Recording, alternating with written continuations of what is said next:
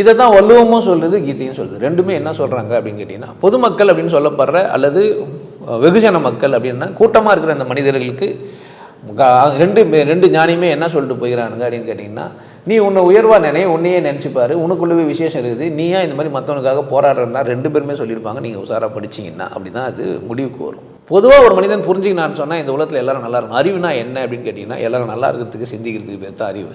படைப்புகள் மட்டுமே அறிவுகள் ஆகாது.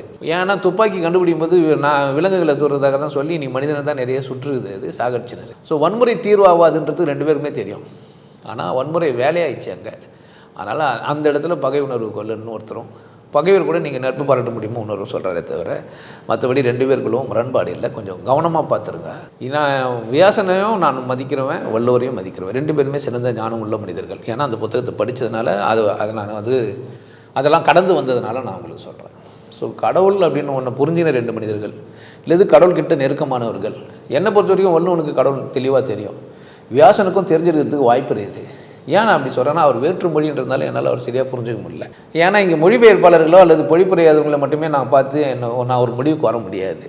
மூல நூல் வேறு, அது எழுதப்பட்ட நூல்கள்லாம் வேறு இருக்குது. நிறைய பேர் அது புக்கெல்லாம் பகவத்கீதை மட்டும் தனியாக பிட் வச்சு நிறைய பேர் எழுதி வச்சுக்கிறாங்க. அதனால் வியாசரையோ அல்லது வள்ளுவரையோ நீங்கள் புறந்தள்ள முடியாது. ரெண்டு பேரும் முரண்படவே இல்லை, ஒன்று தான்.